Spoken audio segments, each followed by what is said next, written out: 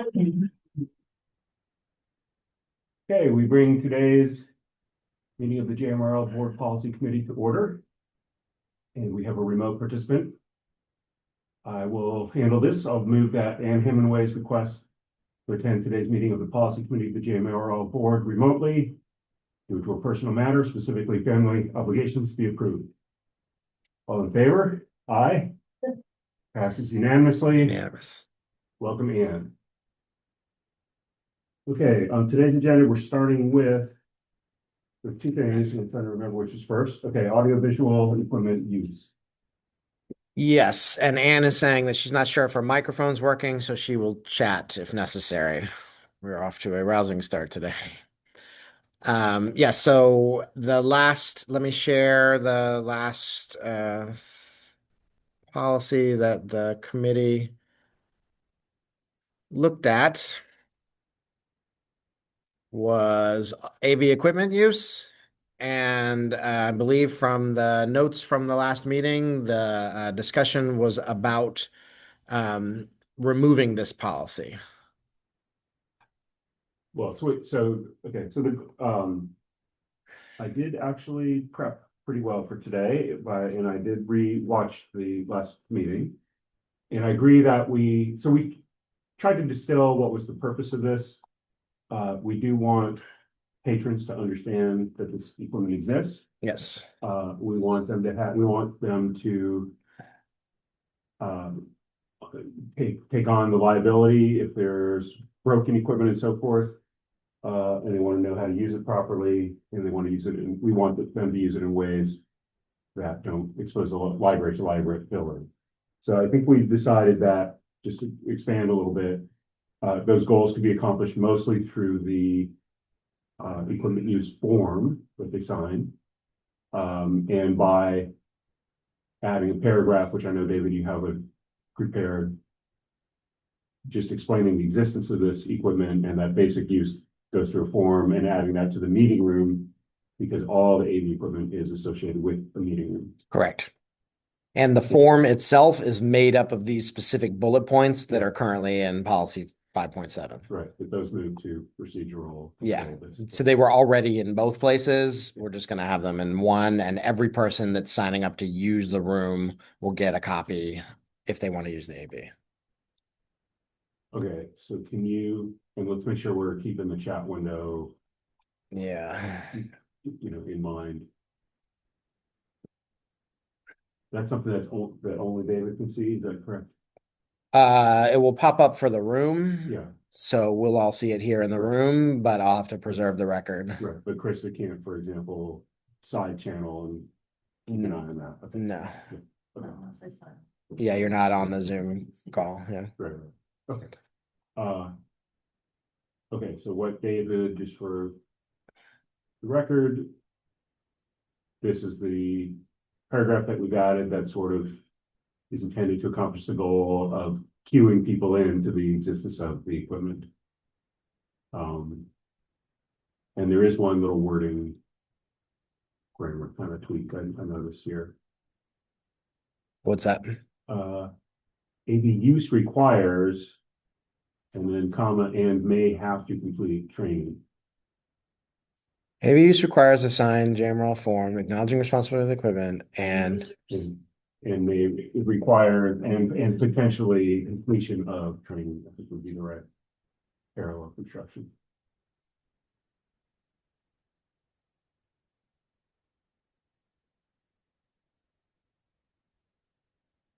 what color do we use for that? Mm-hmm.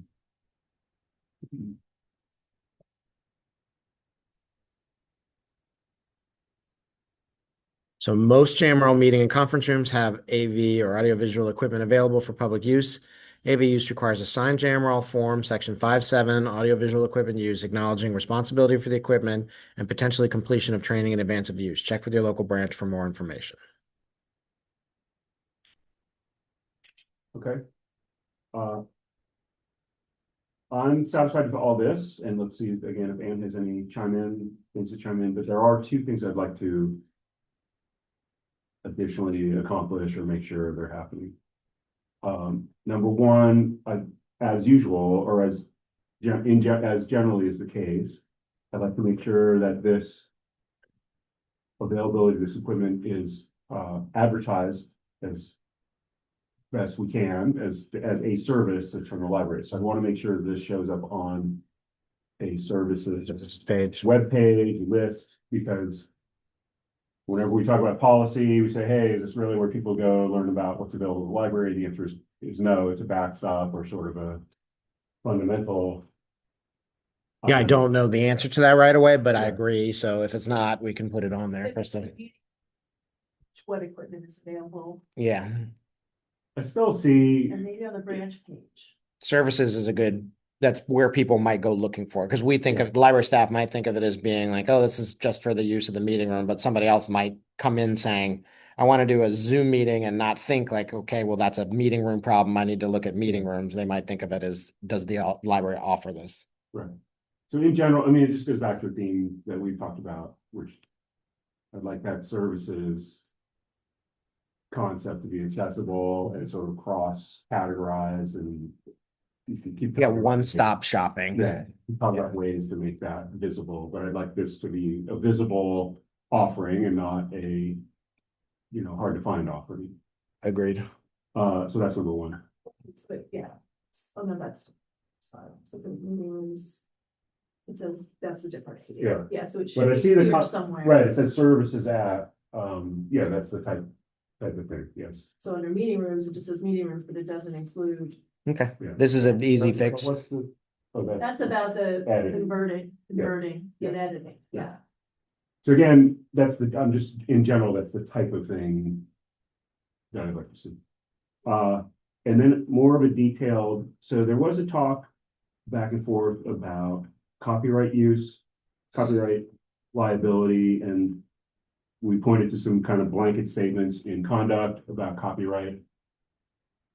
I think when in Krista, in the meeting, you brought up a good example of, well, if the library is publicly displaying a movie at a program, we get the clearances to do that. And that's not actually copyright, that's a Licensing. it's licensing or performance royalty, that sort of thing. So I think the form should probably have something along the lines of I, the user,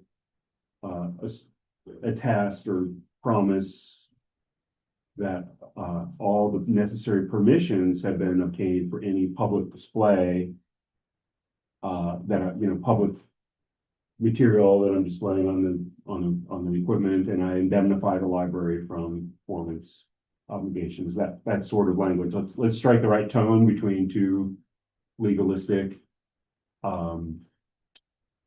But I feel like that case that I'm describing is probably not covered very well by this. And just for my edification, what's Yeah. the scenario here? Somebody books the room Probably Raiders of the Lost Ark on the. and it just screen. puts out a Zoom link. The Girl Scouts book a room and decide to show a Disney film to discuss it, but they haven't gone through the steps. It's not a library program, it's their group showing it. And we're concerned about the in-library, or we're concerned about the AV equipment allowing them to broadcast it outside of the library, or both? Both. Both. Both, but it's just a public performance of this work. Right. And there's a owner of that work who has some rights to allow or disallow, or there's some royalties that attach to that. And this is not covered in meeting room. I don't think it is, but. Because the only, right, I think we used to have these up at the copy machines, don't come and copy your whole book. Yeah. I think Ann's got a point here. It says, I don't understand what the copyright issue is regarding the use of a conference room. What we're discussing is not a copyright issue by the library. It's a public performance licensing type of thing. Yeah. Permission to screen, or we have licenses that cover certain things. And if they don't cover it, then we find out how to do it legally, and sometimes that means paying. And like Canopy is covered, right, our film or some things. But if a group that's not the library decides to come in and screen a DVD or show their Netflix film in the library, I think there could be some issues there. And it's especially because by definition, that performance is open to the public. Right. And that's part of, I think that plays into what's happening. Yeah, I don't have an objection to doing this. I maybe agree with Ann a little bit. I'm not sure it's needed because basically what we're calling out an illegal act, right? It's not illegal, you're infringing on On their copyright. on their ability to, sure, there's some infringement happening, because it's an unlicensed use of that work. Yeah, Performance of that work. I don't have a problem with this, and I'm happy to add a line there, but I just kind of, we also don't have a line saying, you can't, any other act in there, basically. We have some though, for sure. Yeah. That are included in this. I would think it's worth, well, and part of what I'm getting at is the Girl Scouts, in this example, probably have no idea that Disney wants money for them or a license for them A to lot of publish groups this aren't form. aware that even exists. So just having a line in the form kind of exposes that. So the line that's currently there is compliance with copyright laws, and that's the one you're saying is not.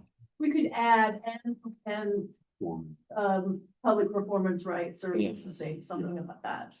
Okay, so noted, but then here's always the balance, right? It's like what's happening now is that's a procedural document, the form. So I don't have a problem with telling staff, let's go back and tweak that language to make it more broad, to also include this use case that you're describing. Right. And that's what I'm suggesting here as the approach. I'm not saying I think we need that in the policy.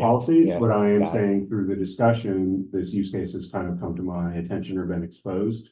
And it's something we can fix in the form. Okay. And again, let's strike the right balance of not being too judgy. Yeah. I think it would be music too, like you could be playing music that's not covered. I know. Could be anything. Well, so that's an interesting question, because do you have a blanket ASCAP and BMI type license? Okay, so then it would. This came up in the beginning of the pandemic when we wanted to start offering story times. That we're going to videotape our own, not videotape, that ages me, but we were going to record our own children's staff reading stories, and they had to go and get permissions for anything that they were going to read if they were then going to broadcast it online. It wasn't in the building, it was outside the building, but it was using the AV equipment for sure. So you're correct, Krista, if you're played Hey Jude on the speakers publicly here in the library, that would, there's a public performance right that the Beatles have, and usually that's handled through these performance organizations. Restaurants have it covered. Yeah, exactly. Restaurants have to do that if they're going to play the music. But if the Girl Scouts come in here and perform in the public space, that same. Taylor Swift, we probably have done it already. Yeah. We're not picking on the Girl Scouts. Let's just get that on the record. Scouts, to my knowledge, have never. Okay, it's federal law, but it is okay. Duly noted. Yeah, I'll run some language by you that we're considering on the staff end. Okay. All right. Anything else on?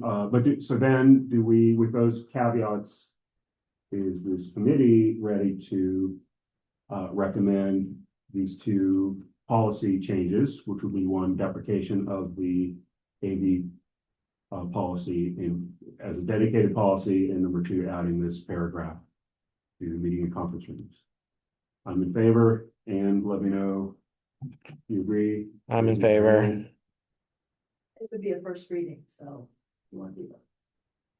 And going back to the previous conversation, had a chat saying, can't we just say that all users must comply with federal and state laws?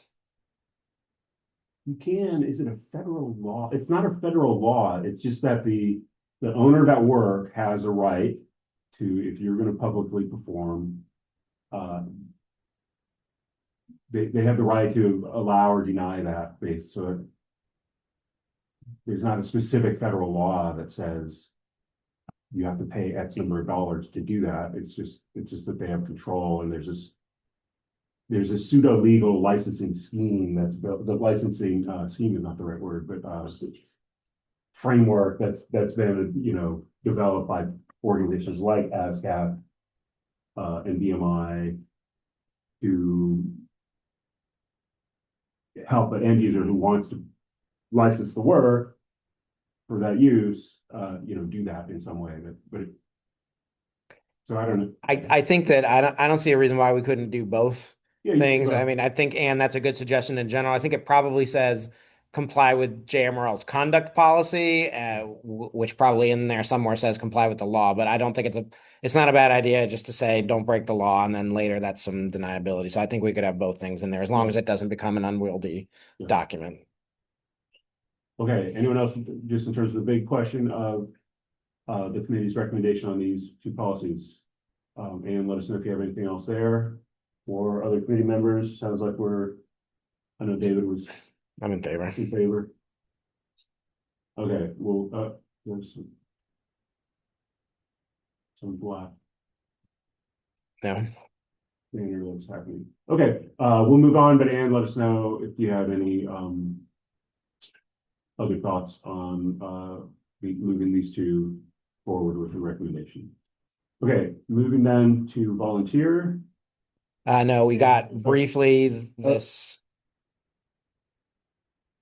Okay, availability of library services. We are. Oh, and raising, I don't know if that's an old one or a new one. And do you want to say something? You're raising your hand to say something.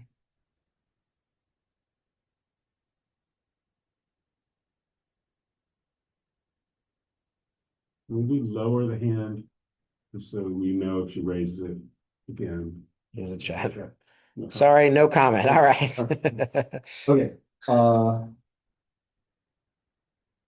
in library services,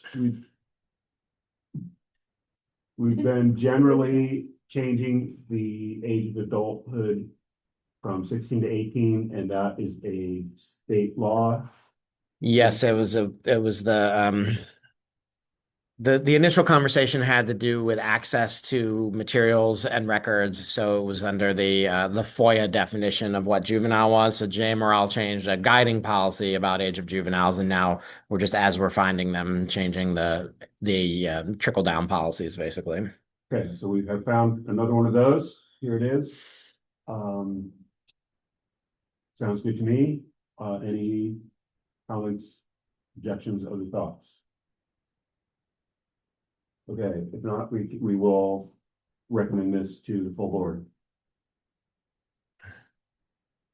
And now Heather has been patiently waiting for the volunteers policy. And if you've got a comment, you can go ahead and chat it. Your hand is up again.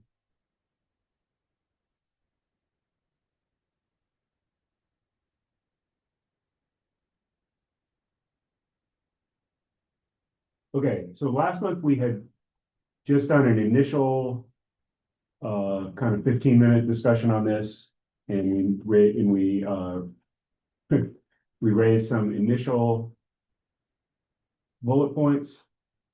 And I think our goal from today is just finalize the list of things that we want to see included in the policy, and then next month we would look at a draft language, although we have some draft, a beta version of some draft language today. So review Virginia Library volunteer policies. I did do that yesterday at not the very last minute, but late in the game, let's say. But that's included in this document. The second bullet point, either Heather or David, do you want to kind of talk through what that is? Yeah, there's been an internal staff conversation about this, whether or not a volunteer-led program requires staff attendance in it. And it has been my belief, and I think backed by Heather's the young adult coordinator, and Megan Smead is the youth services coordinator, that it is best practices moving forward to have a staff member in the room if a volunteer is putting a program on, just to be able to, one, evaluate the success of the program, and two, just to have somebody in case something happens, there's a responsible library employee in the room there. So that's been the conversation, but we have had many very successful long-running programs at JMRL that are put on by either an individual or an outside group that have not required staff intervention. And the conversation is whether or not we're going to be able to continue to do that if we say we have to have a staff member there and the staff member is currently allocated to another task at that time. So codifying this in policy means that the board is saying you all have to do this. And I don't know that we 100% have a path forward. Heather, stop me if I say anything wrong here, but I think we're moving towards this. We're in conversations with all the locations that have volunteer-led programs without staff to try to figure out a best way forward. And I think there's one thing that's been discussed, and I don't know that there's a decision on this, but one thing that's been discussed is allowing some sort of grandfathering in of organizations that have been doing this for a while, and then any new volunteer-led program is going to require staff members in, so that the staff will have to really dedicate themselves to whatever that program may be. Bottom line is whether or not that gets included in this policy is a decision that will impact all branches, and so requires some thought, I think, and a little bit of finesse. From my perspective, I generally want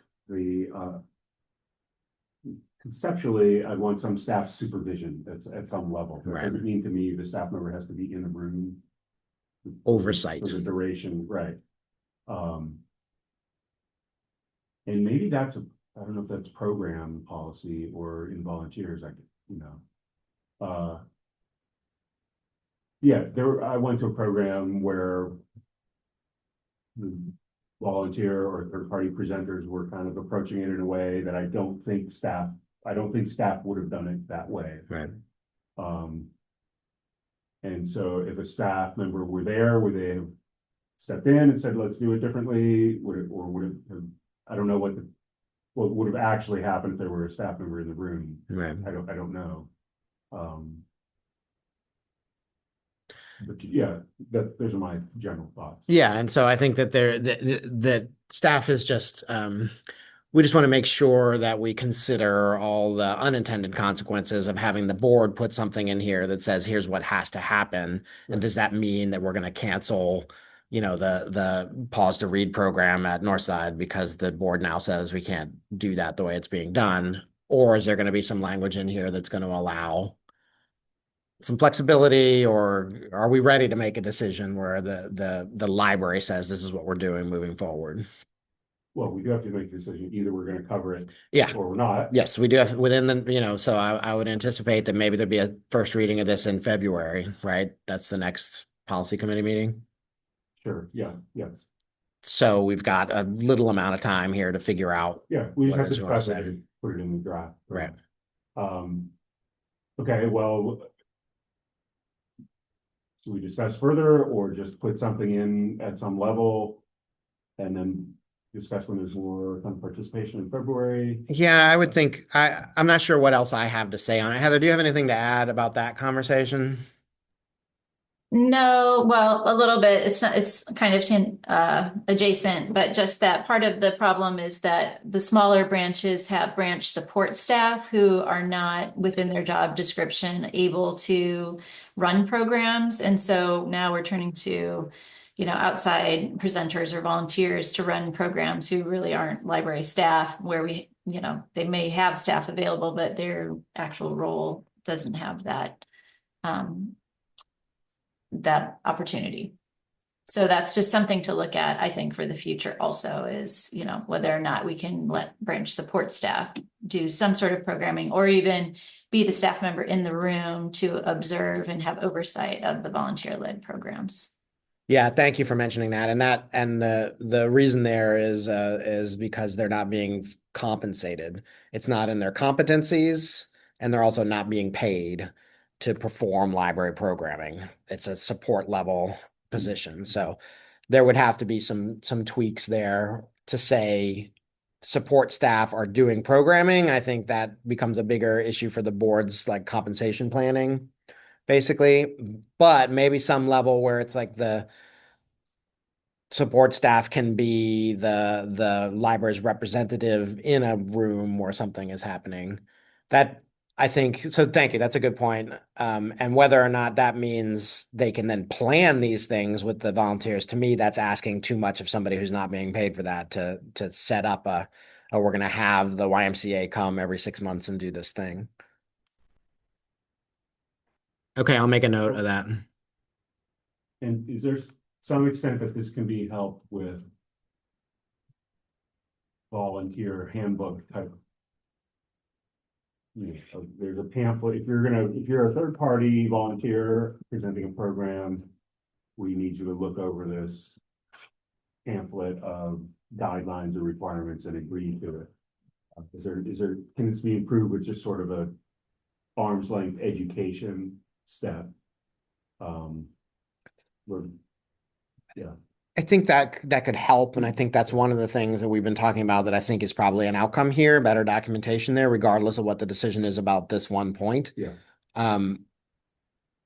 I still do feel pretty strongly like if something were to happen in that program and there's no library staff, something happens in the program, and then the board gets a call the next day saying something happened at this library program, and the answer is, well, we didn't have any library staff there. Yeah. I mean, it's one thing to say during the public signed out the meeting room and they're using it and it's available and something happened and the library has Right. some amount of responsibility there for, making sure that they've signed the paperwork and those types of things. But it's not the library putting something on saying this is from the library. Right. Something that has happened has been inappropriate language by the volunteer presenter or inappropriate or non-consensual physical touching, like literally like showing them how to move for a dance program or a yoga program without having consent necessarily, or it could even be something like an emergency, like a medical emergency, and you're leaving a volunteer in there. Yeah. And then something really bad happens. What is our liability? Yeah, what's the evacuation policy, right? You need to have a phone, call 911, you need to have the information for an incident report. And a volunteer wouldn't have that training. Some of that stuff you could put into a training regimen, to Mike's point. Anne says she has a question about the draft language. And I don't know how much draft language. If I were a volunteer and I had that responsibility, like if an emergency happens and I'm the You volunteer. might not want to volunteer. Responsible for having to, call 911 and, offer Narcan or CPR or whatever, so. So Anne is asking if we're saying that volunteers ages 13 through 18 will have criminal background checks conducted. I don't believe that's the intent there. Yeah, can we put a pin in that, Ann, when we just look at what the Virginia Library research, what that came up, because what's happening is I don't think our existing policy mentions criminal background checks, and then other libraries do, and so that kind of got generated out of, identified as a possible additional bullet point. But if we can, I was thinking we'd work through let's say, what is that last thing? Yeah, we have something. I know there's language in here. Yeah. So there's a volunteer, and then, but how does that intersect with teen volunteers? I think that was Heather's question. In general, this green notes are Heather's. Well, some of them are Acacia's. Whether or not we need to specifically, to Anne's point, like say that over 18, you're going to need a background check. Under 18, you won't. Yeah, to me, the teen volunteers are more an extension of young adult programming. It's like part of the young adult librarian or young adult staff member is working with the teens to kind of help them build skills for, prospective job, type skills, how to address a situation, how to dress appropriately, how to let someone know that you're going to be missing a shift, things like that. And it's very much overseen by the young adult staff or other staff who've been assigned to the teen volunteers, whereas the adult volunteers, most of the time work a lot more independently. So it's a little bit different.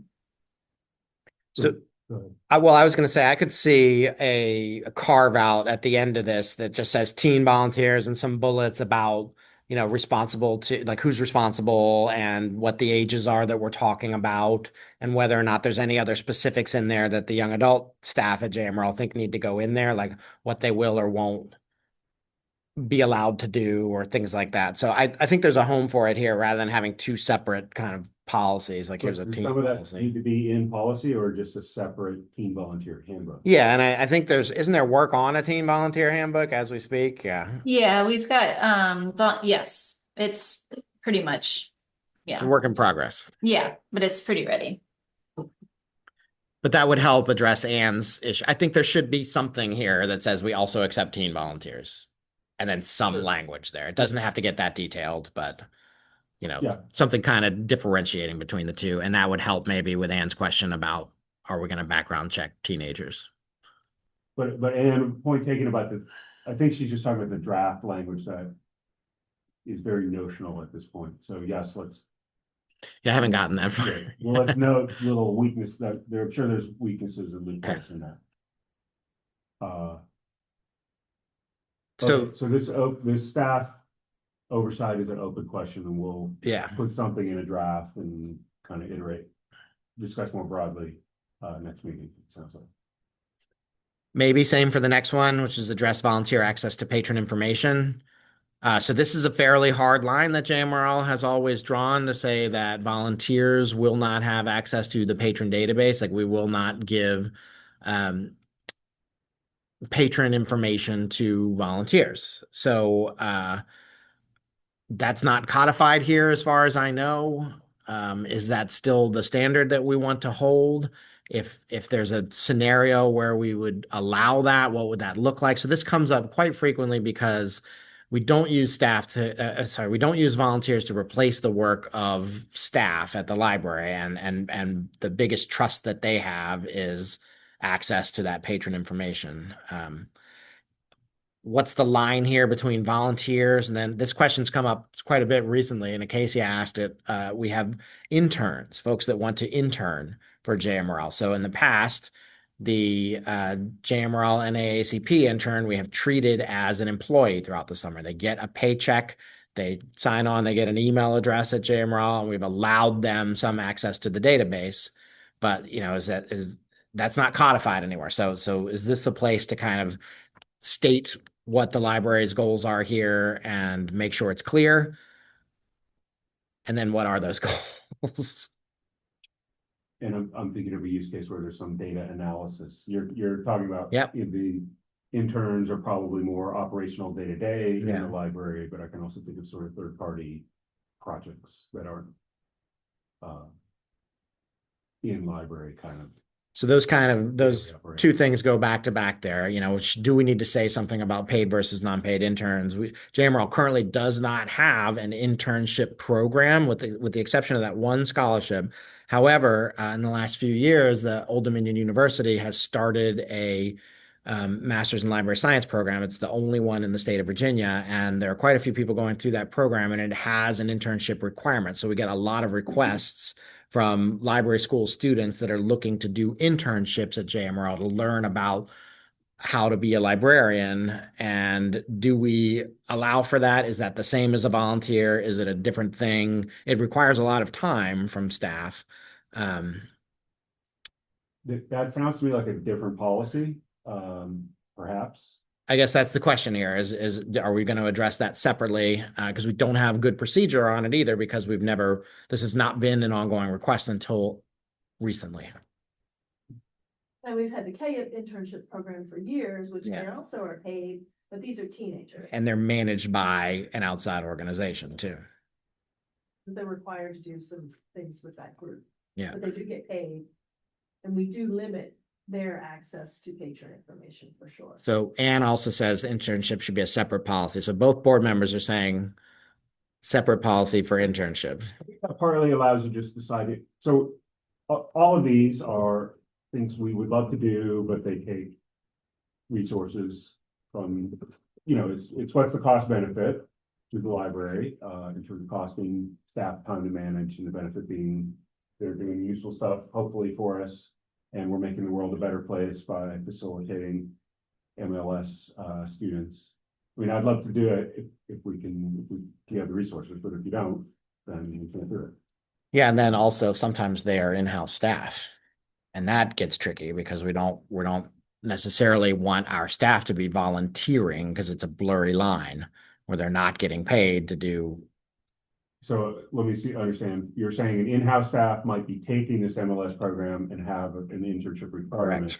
even though they're already a paid librarian, but maybe they're a support staff level. Yeah, maybe it's a different. And the internship is a different set of responsibilities. I think the internship is written in such a way that you're not supposed to do it within your own area of, even if you're working in a public library currently. If you're a children's person, you're supposed to do it in some other thing. Sure. Okay, yeah, well, that's another type of wrinkle that I think probably needs coverage somewhere else.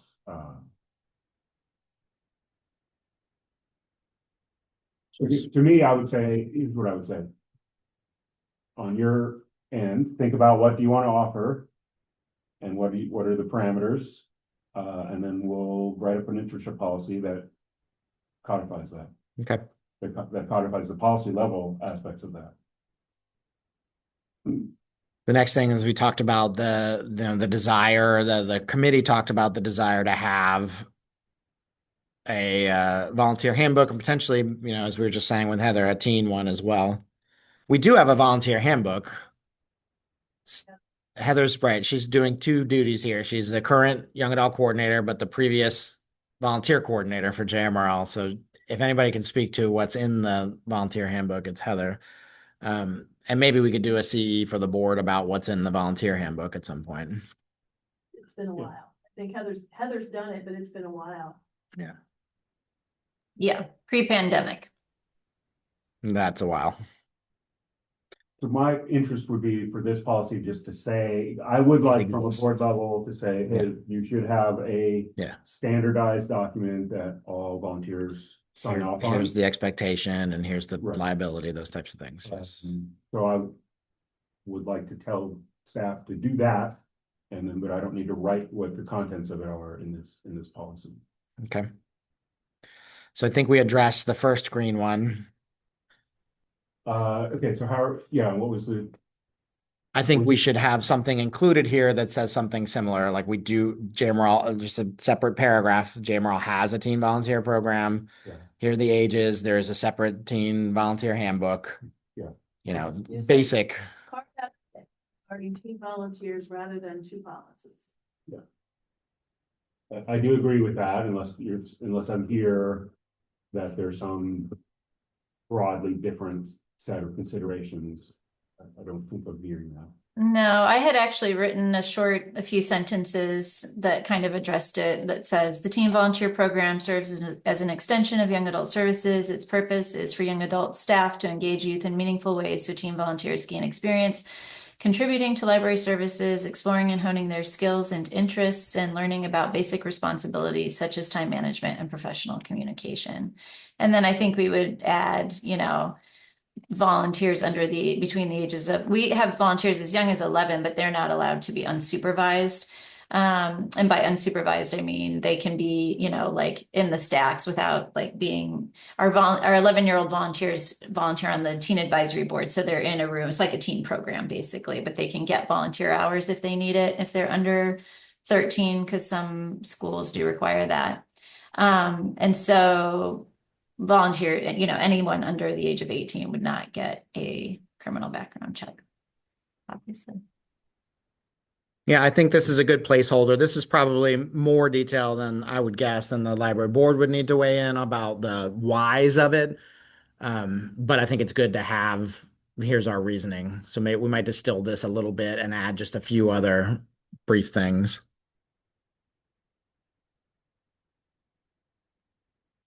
I forget what this question was, in case he's not here, about in-house background checks. Oh, no, I remember now. So the question was, if there is someone who is performing volunteer service not at the library, would we still require them to go through a background check? And as the policy is currently written, it says the library has criminal background checks performed for prospective staff and volunteers. So that would say, yes, we would, if they are volunteering for the library. And the scenario that was presented was, okay, we have, picking on sewing machines in the lab that are malfunctioning. We've got a volunteer that works on sewing machines. We drop it off at their house, they work on it, we pick it up, something like that. Do we need to require that volunteer who's not going to have contact with members of the public to go through a background check?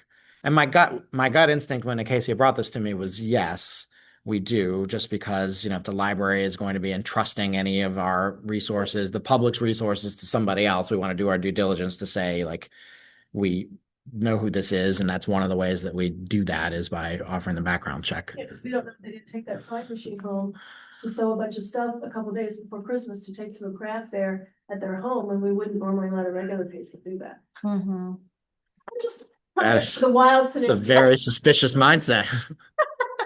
Well, also Detailed plan.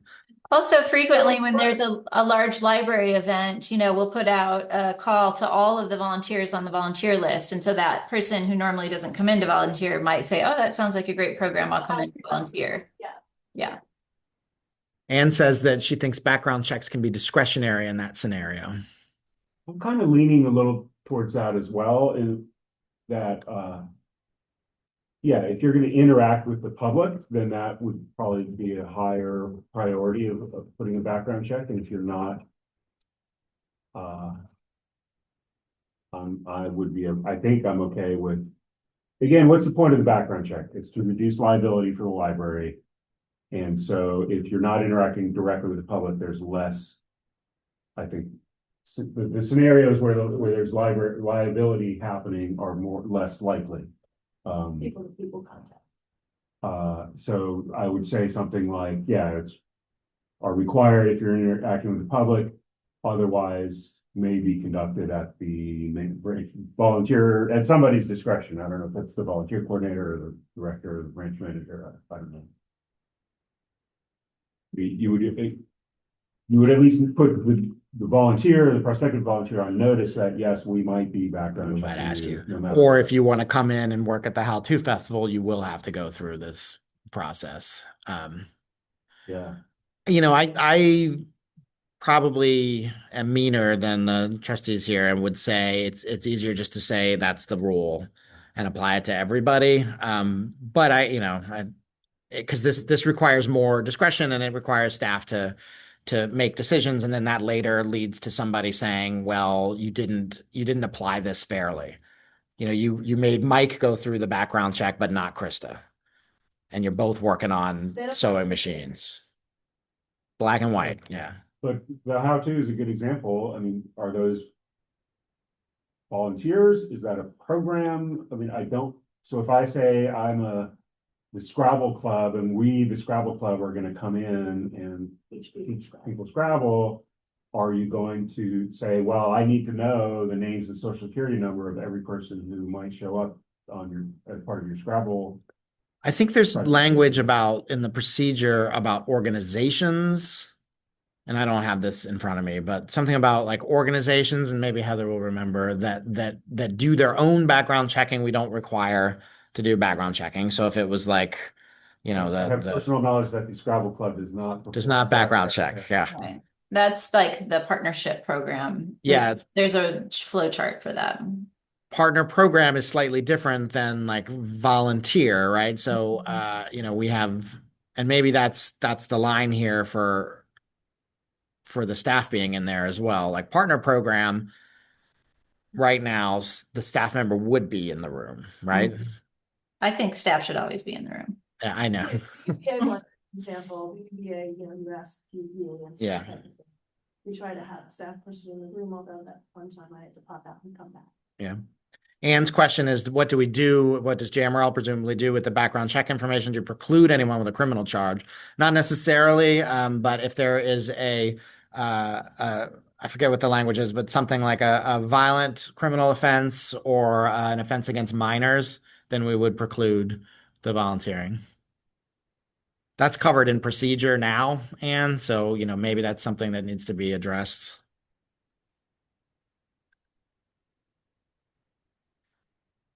So I would be okay either way on the background checks. I just do in general, it's easier to say we require this of everybody. And that might be a barrier to volunteering for some. There might be people who would say, well, I'm not going to do that. I'm sure that's come up, Heather, where somebody had wanted to volunteer and then decided not to, either because they were uncomfortable sharing their personal information or there was something they didn't want to be disclosed.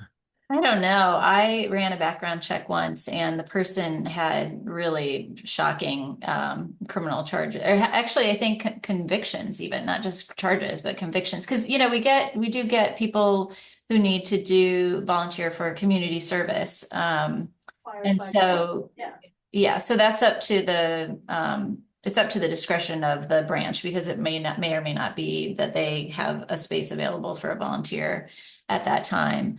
But, this one was like, whatever the big drug offense is and possession of firearms and stuff like in a school zone. And we were just like, yeah, and this was for a library that's near a school. So we and said, we had one at Central years and years ago before Heather. That was a UVA student who got in trouble in another jurisdiction and wanted to do his community service at Central, who then later ended up getting in even deeper trouble. So it was a good thing that we didn't. Well, I think we'll get to the court ordered because I saw that, Mike, in some of your notes there.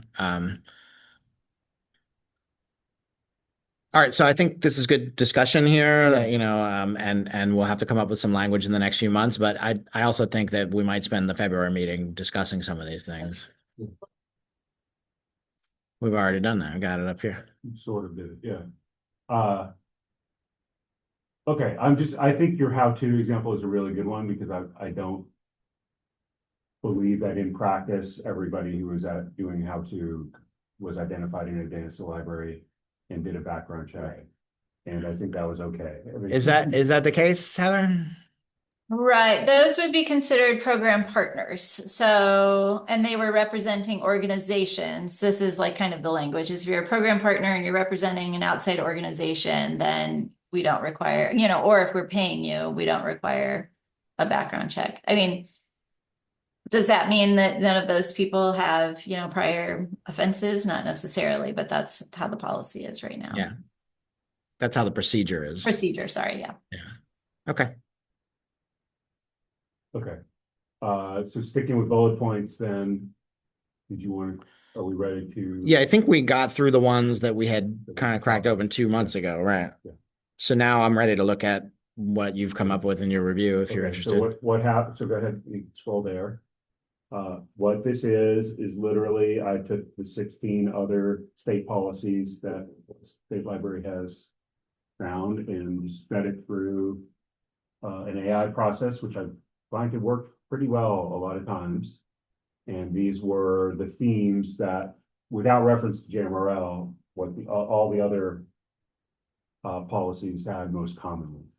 So these are things we could think about. Are these covered in what we have already? Are they things we should add, or are they not applicable in some way? So, number one, I don't know. I think it's probably in our language right now. We don't need to go find it specifically. I don't know that it is, but I would like to see that there. Okay. I think that's important. So there's draft language next, and all the draft language has done is just it looked at our existing policy and looked at these themes and tried to come up with something that covered the bases, basically, that we didn't already cover. And I think it probably did include a sentence like this. The second and third, I think, are in there. The fourth may not be. I don't have this current language memorized. I don't think it is. But again, it seems like a reasonable thing to do. Agreed. A lot of them talked about volunteer recognition, which we don't cover. Yeah. And I don't feel a super need to do that. We do volunteer recognition. Don't mention it in. But it's not in the policy. Yeah, I don't feel a need to have that at a policy level. Maybe you can strike through. Yeah. Sorry, I was muted. The last two things are in the procedure. The library can terminate volunteer relationship at any time and recognition is provided are in the procedure. Okay. And I think that's fine for the procedure as well. Yeah. I think that the can terminate at any time would be good to have in the policy as well, because then members of the public see that if they Google You know, hey, how do I volunteer at the library? They might come across the policy and it would Well, be, that or a volunteer doesn't like being terminated for some reason and Yeah. policy says. Volunteer gets in trouble when we find out about something and we want to terminate them because we Right. don't want them associated with the library. Possibly. Okay, age requirements, I think we don't have to say 12 to 18, but I think we do need the age definitions and some, you know, what are the categories, so I think that stays in the sense of we should be talking about what is an adult volunteer, what's a teen volunteer, what's the 11-year-old, you know, volunteer.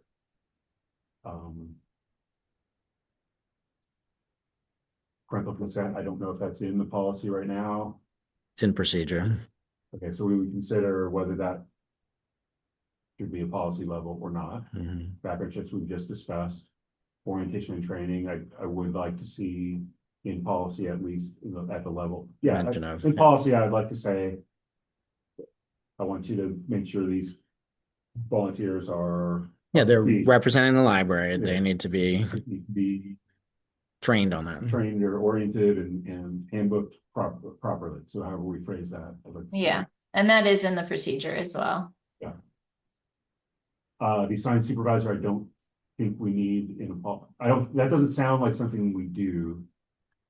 I think that there's like at the branch level, it's the branch manager is responsible, but I think that there's a case where, you know, if I go every Saturday and volunteer at the Nelson Library, mending books or whatnot, like Yulita might be there every other Saturday and somebody else, she might designate somebody. So I think it would be the manager or their designee would be if we Right. needed that. But do I, in policy, feel the need to say, hey, I want to make sure if you have a volunteer, the volunteer knows who their specific assigned supervisor is. So even in your case, Yulita might be the assigned. Even though they're not there. Even if they're Yeah. not there, Yeah. if there's a assigned point of contact. Yeah. Do I feel the need to tell you to do that in policy or do I just kind of add that like some procedure? I think the latter for me. Maybe that is gets okay. struck. We talked about this. Professional appearance is probably procedure.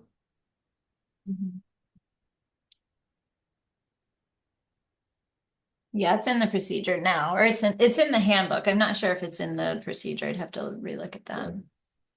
Yeah, when I say that, I mean the scope. So of course, we want everyone who's representing the library to appear professionally, but does it need to be in the is this policies, it's a scope question, does that need to show up in the policy? I don't think so. I would just strike it. Yeah. Again, our strikes here are all at the level of policy. It doesn't mean that it does or does not appear in procedure. Do we need to tell people in advance that volunteers aren't compensated? Probably, it probably wouldn't hurt. In the sense, I like the employee benefit part of that. Hey, you can't volunteer 30 hours a week, every week. And expect to get COBRA or whatever, I don't know, you know. Yeah, I mean, that's what the origin. It's fine, okay. Okay, we'll see you in a few minutes. Drive safe.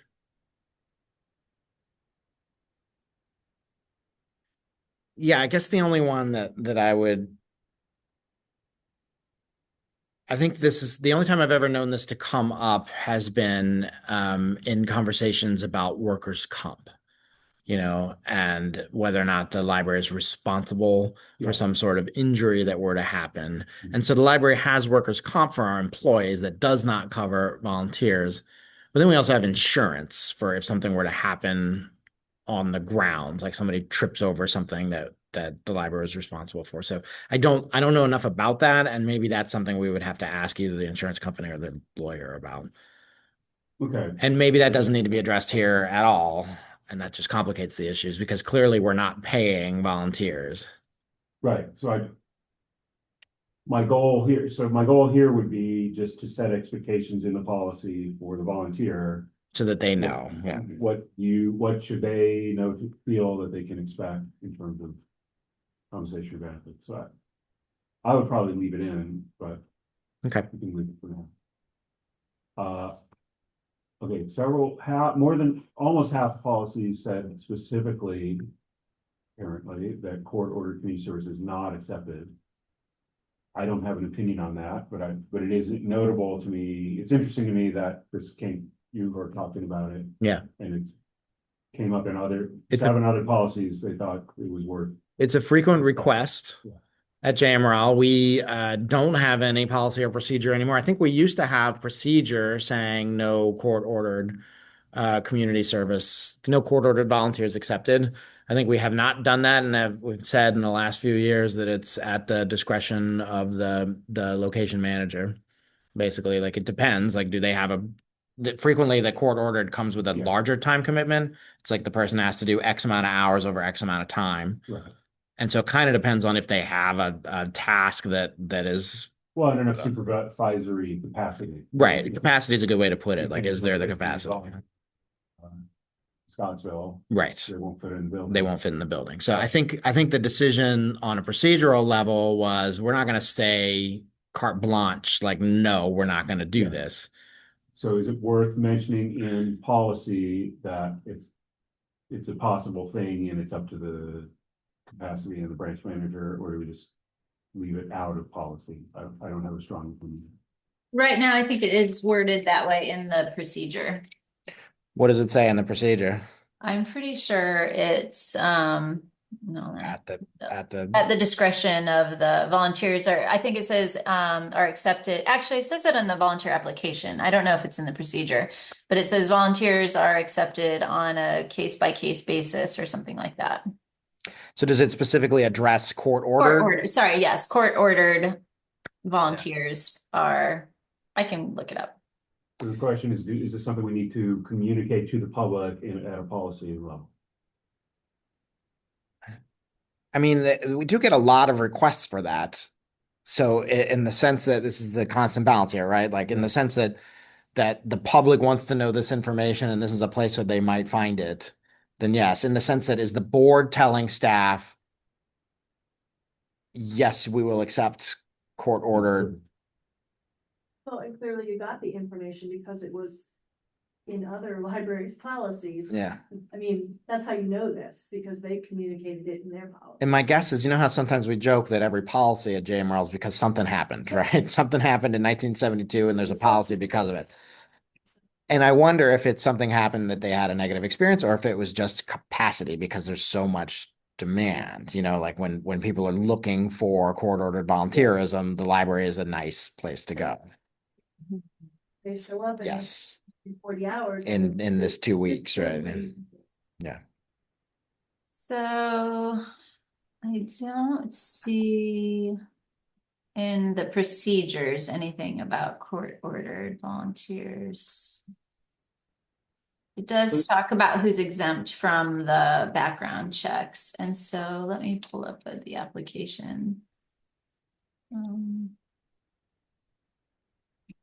I would probably tend towards this is not a policy level Yeah. thing, although I do recognize that there is like a higher level of public interest in that question than in some of the other things here. So I certainly believe you have to be able to say no. Yeah. Because of the capacity question. All right, we can put a question mark on the no. Okay.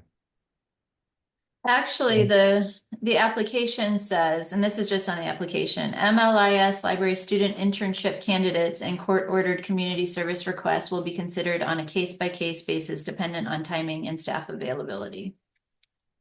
It's a funny group. Yeah. Yeah. Well, I think it was to not make one feel. And also those are who we are getting a lot of like high staff time demand requests from. Yes. Both of those require a lot of hours and a lot of staff supervision. Yes, more than just an hour. More than I'm going to come for 2 hours this week and Yep. repair these books or shelf read or something. Yep. I do not think we want a minimum time requirement.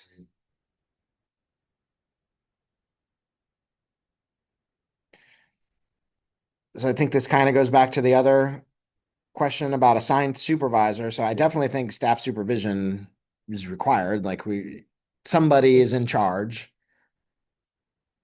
when there's a volunteer in the building. I know there are libraries in Virginia public libraries that are entirely volunteer run. So that might not necessarily be the case for some of those policies. And I haven't looked at all like where those policies came from, Mike, that were in that folder Yeah. from the state library, but it wouldn't surprise me if some of the more robust ones are from places that have volunteer run branches. Yeah. Mhm. And sorry, I just lost my train of thought. Come back to me. We'll get back to it in Yeah. February.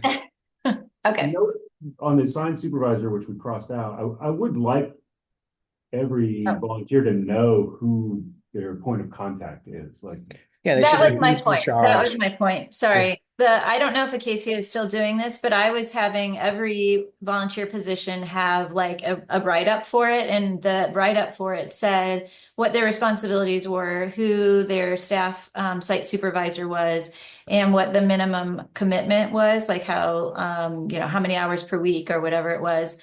And then even if someone came in and asked to volunteer and they said, oh yeah, we could use a volunteer, I would still have staff write up, like I would write up a description that would give it, just so we could hand the volunteer something. Sort of, they didn't sign it, so it wasn't a contract, but it's sort of like a contract. So they understand the expectation, and it, helps ideally both the staff and the volunteer kind of know what they're in for.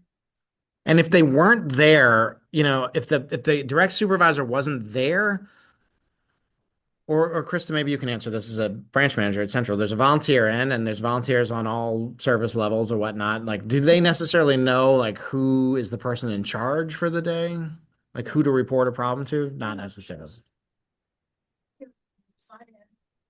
They go to the children's room and they work their 2 hours on Saturday morning, or they do the pick list on Monday morning. They know in that area. Like who's in charge in children's or Yeah. Yeah. And they know, who to contact. Yeah. I guess Yeah. that's my question. Do they know who to contact if there's a problem? Yeah. All right. I think that's in the weeds for this policy. I think something about they should know who their liaison or something. And I was thinking more of not on a day-to-day basis, but just more broadly, hey, something didn't work well for me with my volunteer experience today. What do I do? Who do I talk to?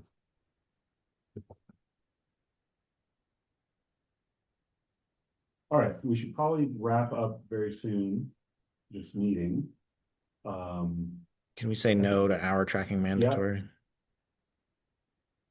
That one, does it need to be in policy? Maybe not. This comes back to the confidentiality issue. Right now we don't have them work public desks, period. Yeah. And that's a line that JMRL has drawn. Does it need to be in the policy? Yeah. Okay, fine. Well, we need to address that, I think. And I think that's tied up in can you access the public database? Okay. But isn't like a reference desk be considered a public service desk? Mhm. That's not, but that doesn't sound like the reference desk is accessing patron information. Yeah, they are frequently, like they can help you place items on hold. They can book meeting rooms for you, those types of things. Yeah, like you need to know in order to log onto the computers, like what your account information is, things like that. Okay, I don't think we need the specific task list. Although we do that. We do, like all three of these things, we do have a web page that is like a volunteer jobs that you go to and you look through. So, but I don't think they need to be in policy. Right. That's the whole focus here. Okay. I see board members hanging around. Yeah. And then just as we wrap, if you scroll down, all this is, it's very notional, and it's what AI came up with, given the list above of what other libraries did. And actually, there's some pretty good stuff in there, but it needs to be, as Ann is pointing out, it needs to be reviewed closely by humans. Humanized. So we will be doing that. Okay, we'll probably show up in February with a draft. Maybe not unlike what we see here, but that takes into account today's discussion, and then we'll refine from there. Anything else for today? All right, meeting adjourned. Thank you, Heather. Thanks, Rob.